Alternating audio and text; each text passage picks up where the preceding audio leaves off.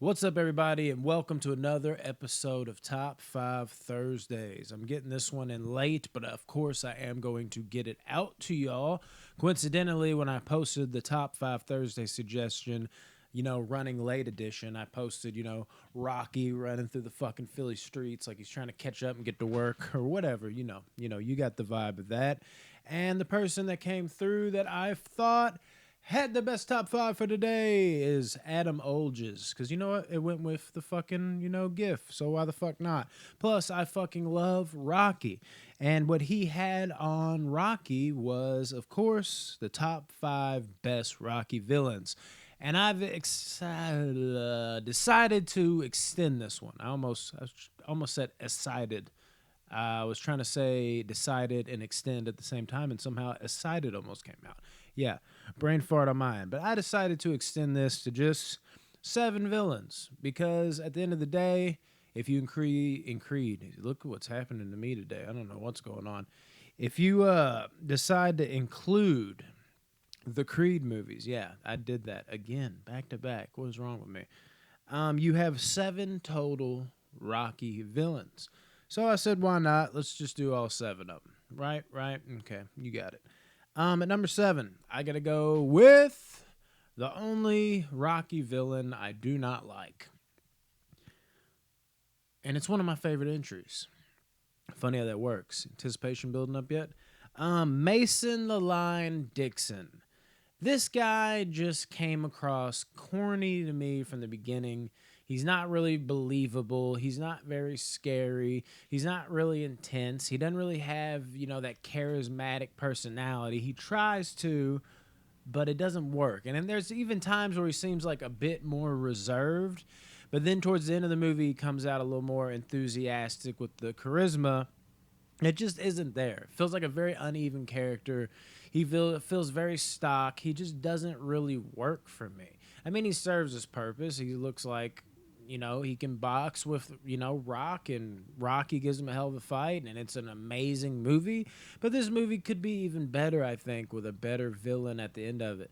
Mason the Line Dixon is just so, there's nothing that's like, oh my God, this guy's terrible. But I mean, he is just the epitome of like an average villain. Like, I don't get anything from him. He doesn't ruin the movie, but he's a little. I can't even say average though, because again, he's a little like he tries a little too hard at times. Like when he actually does try to speak up, and it just comes across as corny. So yeah, overall, I gotta put him in the bad villain territory just by a hair. But it's not enough to affect the movie score. So it's almost average, but he's a bad villain. I don't like Mason the Line Dixon and Rocky Balboa. That's number 7. At number 6, Drago. Huh? What? Victor Drago. Yes, Victor Drago. We're hitting up the movie, not the latest movie that we have seen from the Rocky franchise. I'm someone who enjoys Creed 2, but not nearly as much as everybody else. I hated what they did with the Dragos and making them these sympathetic characters.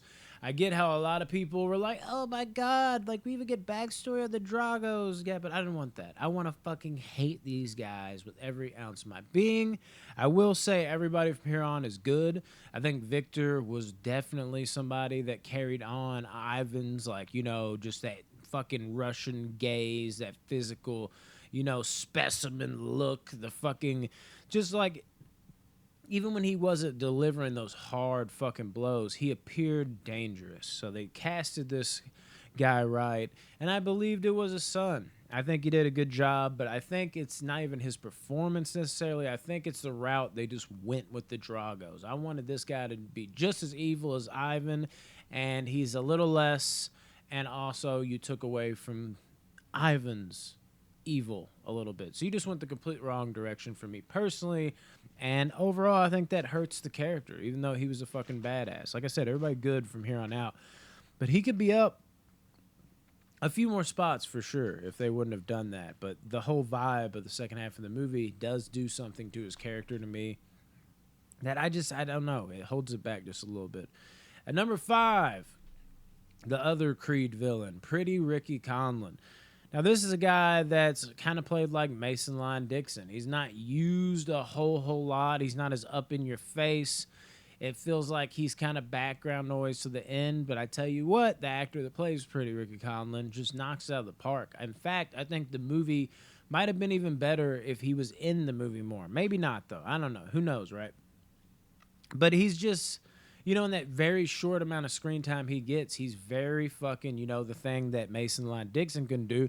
He's very charismatic. He's very, like, cocky, but you feel like he can back it up. He's just, like, the definition of, like, not boxing, but UFC, like those UFC fighters, like Jorge Masvidal, like those guys that just have that persona, like they talk shit, and it doesn't even matter if they fucking get knocked out. Like they're fucking gonna talk their shit. Conor McGregor, any of them motherfuckers.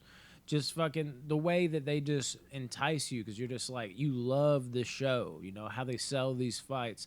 He really puts on a show with his mouth, but also, that sounds completely wrong, but you know what I mean, with his mouth, the talk, and he also can walk the walk. You can tell he's a beast in the fucking ring. And yeah, I borderline love this character. Probably could have loved this character if he would have got more screen time, but again, just capitalized so much so on, the little bit of screen time he got other than, like, the big fight. I think Pretty Ricky Conlon's actually a really, really good character and a step above the last two, but we're still in the good range. All right.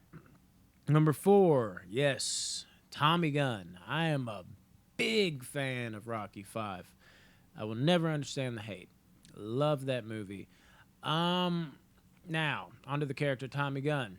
Not a great character. We're still in the good section. But he presents a cool dynamic. Like, I like watching the family dynamic of Rocky 5. I thought that was kind of missing since Rocky 2. Like, they really harped on family first, fight second. So that's something that I really welcomed about Rocky 5. And Tommy Gunn stands as like a fork in the road with those kind of relationships because he presents this guy that, Rocky sees himself in. He's willing to fight. And I like the idea that Tommy, like, is also willing to fight, like, from the standpoint of it doesn't matter what he has to do. He's just fighting to get his chance. And in the beginning, he starts off pretty likable. And I think it's believable how likable he is. It's just like, man, like, I could root for this guy. He's just this young up-and-comer. That's what Rocky sees in him. But then when he turns his back, now, he's a bit, I could see how some people think he's a little too thick with it, like lays it on a little too thick, kind of annoying. But he does a good job at making you hate him and making you want to fight him.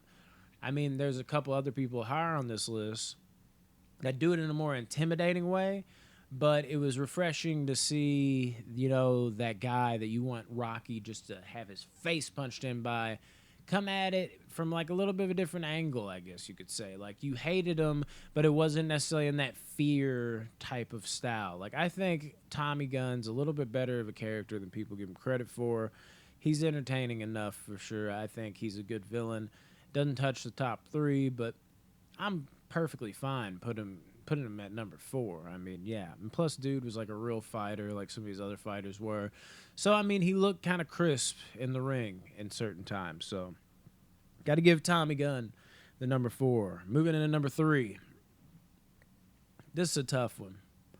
And honestly, these are so interchangeable. I could almost put 3 at number 1, but he's just not on the level the other two are in terms of villain. Gotta only say villain, and that is Apollo Creed. Apollo Creed, I think, might have the best looking fights in this whole franchise. Like, as a fighter, the way that little 1-2 step quick jab, how light he looks on his feet.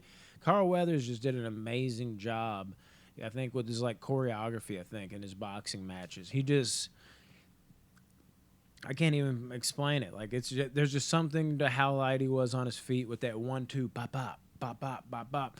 He just looked so smooth with it, dude. He was shaking off his shoulders like it was nothing. Like, he was easy to like root against, but it just wasn't in the barbaric way that the two in front of him had. Like, you know what I mean? So it's hard not to. And then you got him as a villain for, the first 2 movies. So you think it would elevate it, but again, it's that barbaric nature of the top 2 that I think puts him over the top. Apollo Creed, legendary. I mean, maybe the next coolest character in this whole fucking franchise. I mean, look, I mean, just shows you how cool he was in this whole franchise. For them to take the Rocky franchise and incorporate another franchise that's based around him within the same franchise, his son, Adonis Creed. So you got to give love where it's due, man. Apollo has got to come in number 3. Number 2, this is a tough one.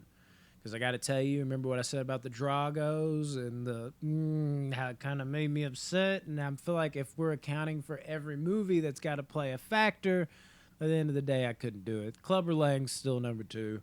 Clubber Lang, my God. Just when I was about to say the hardest hitter in the Rocky franchise. Let's think about what number 1 did. Yeah, we'll get to that. Clubber Lang just, again, he's just smooth, dude. He's so smooth with how he talks. He's so smooth with his insults and getting under your skin. Whereas, like, Drago, of course, I'm talking about Ivan, was, like, real quiet, man, a few words, and would just bust you up with just rockets to the fucking face. Just a stone-cold assassin killer. Lang was all that before Ivan was, and he also had, you know, he had the voice with it. He was ready to just let you know how you're a fucking piece of shit and how he's going to run you into the ground. So I like the fact that they brought the different side of things with Ivan, but that's what makes Clubber stand out a little more. It was the same thing. I mean, he was that Clubber, but he also was going to let you know about how he's going to fuck you up. And, dude, Mr. T was perfect for the role. Dude's a legitimate fighter in, like, real life, too. I mean, I don't know about his training, but it's documented that, like, he's been in so many, like, backyard, like, brawls, being, like, a old school, like, security guard and all this other crazy shit. Mr. T was just perfect for the role, man. And there's a lot of things he did without remorse. I mean, you saw the way he acted when Mick, dude, had his, like, heart attack. It didn't seem like he gave a shit what was going on. All he cared about was himself in the moment. Now, the person above him on this list maybe even was a little more harsh, but come on, dude. Clubber Lang is an absolute monster. Gotta be number 2.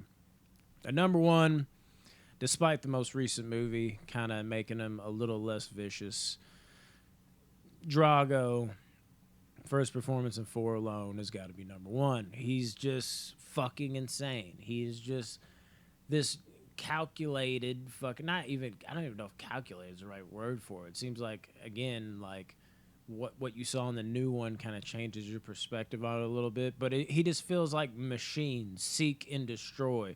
Doesn't fucking give a fuck. Like, oh, this is what I got to do, then they're dead. I don't care. Like I said, man, a few words, but those few words are so powerful. Fucking, how dare you? You talk about Clubber not hurting Mick exactly, but, like, you know, getting him to raise his blood pressure, and that's what caused his heart attack.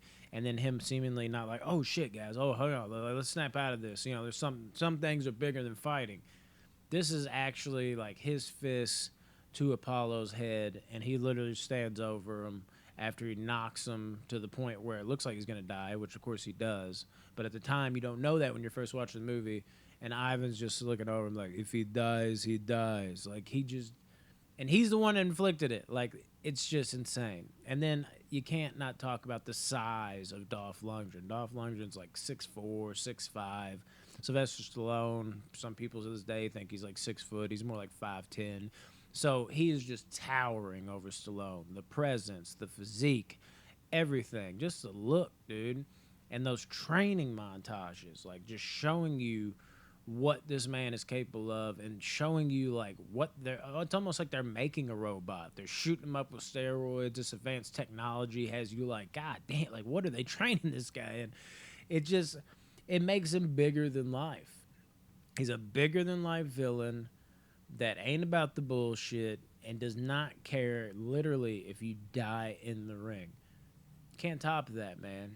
And then, of course, that music that would come on anytime he was, like, stepping in the ring. It'd be like, dun, dun, dun, dun, dun, dun, dun, or whatever the fuck. It just, you knew it was about to go down. Yeah, got to go with Drago as number 1. Of course, Victor Drago, I'm just playing. Ivan Drago at number 1. It was a tougher choice than you might have thought, but yeah. Gotta go Ivan at the end of the day. What are y'all's top 5? Or you can just extend it to 7 Rocky villains. Hell, you could even tell me more than that. What the fuck? There's so many different like little side type villains in this shit. I mean, look at Hulk Hogan's character. I know his name any other time, but you know me blanking on the spot. Tommy Gunn's little wise cracking agent. I mean, you could count these guys as villains, you know what I mean? So, I mean, there's always even more to discuss, but I just stuck to the 7 that were, you know, the final bout at the ends of these movies. Fucking Spider Rico. Jesus. I mean, the list goes on and on. But yeah, let me know what y'all's is, man. Love y'all. See ya.